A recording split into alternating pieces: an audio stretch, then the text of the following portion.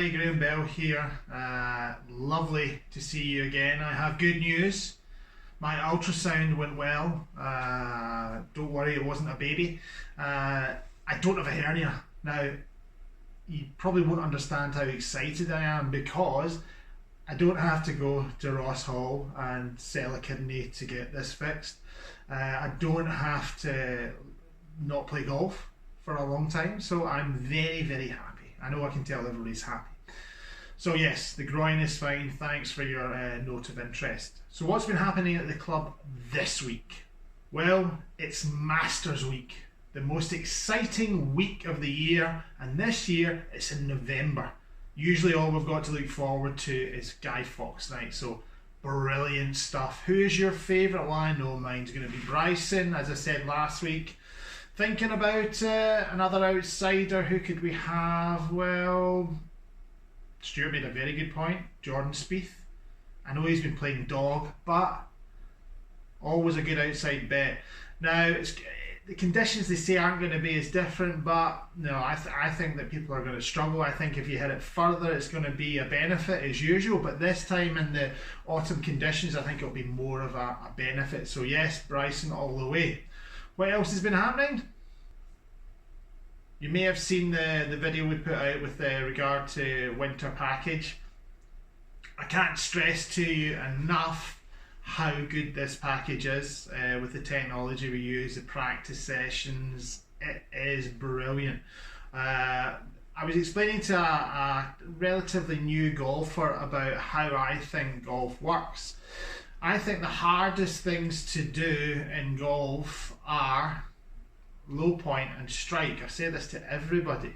Now, until you master these or get, how can I put it, confident with them and do it more times than not, you will always struggle at golf.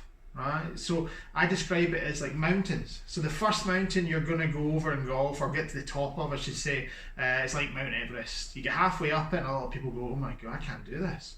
You know, but if you persevere and you work on the correct drills and you work on these two things, you will get to the top.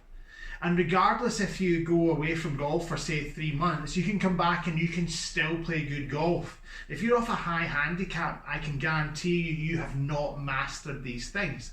Within the package that we're doing, we will show you how to master them. And if you do the drills, do the practice sessions that we say, you will get better. And it's measurable with the technology we use. You can have your own profile. You can see how much you're developing as you go through. If you do not practice, I guarantee one thing, you will not get better. And that's why we put practice into the package. You will not get better without practice. But the secrets that we can share with you are measurable. So you put your money in to a bank account, you won't get much interest at the moment, but you see my point, you'll see what you're getting. When you come in here, we'll measure and we will show you that you're improving, okay? And we'll get you to the top of that hill. Now, the more experienced player will have got to that point, but then their demands are not necessarily striking at a low point, it's controlling the curve, controlling distance, and other little aspects that you can go through.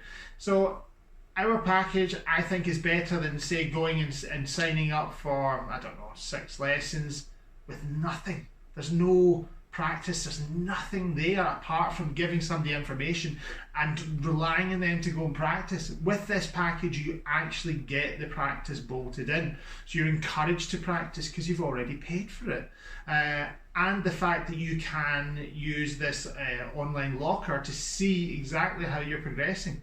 It's phenomenal. We are only doing a few of these. We've sold, I would say, half of what we're going to allow because we can't. We've only got one room. So again, it's getting close to that point. People have asked me. I've emailed them about them. They've come back to me. But guys, if you want to improve, it doesn't have to be confusing. It doesn't have to cost a heck of a lot of money. It just has to focus on the things that will help you. And we will talk about it. Another thing that a lot of people miss is club technology. It's not the fact that you need a set of golf clubs, it's the fact you might need them tweaked, lengthened, shortened, the lie angle changed, all these sorts of things that when you go for a lesson, say at a drive, you're not going to get this value, and you're not going to have people that are trained to do it. So that's the winter package. Get involved, because once they're gone, and we just, yeah, as I say, we can only supply a certain amount. So that's the news for this week. Here is the tip of the week. 2 tips of the week. 2 tips. Yes, 2 tips.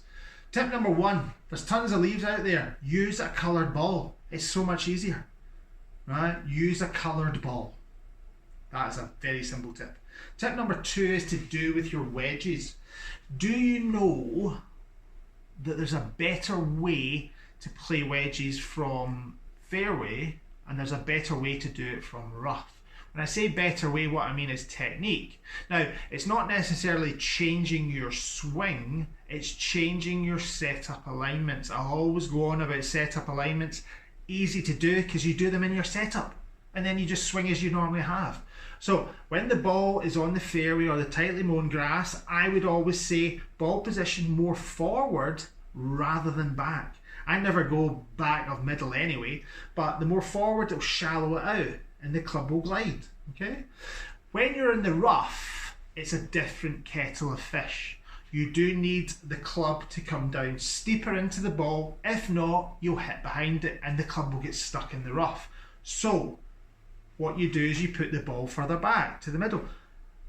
Lean your weight a little bit more left than normal. That club will start to ascend and drop down into the ball, and you will get the desired angle of attack to pop that ball out. If it's too forward, the club's going to get stuck behind it. So for me, on the fairway, ball position forward more.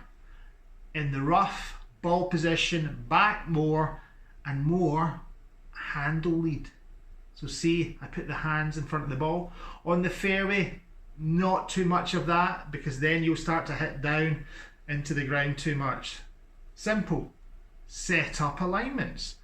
Ball position doesn't have to be the same all the time for every club. It doesn't.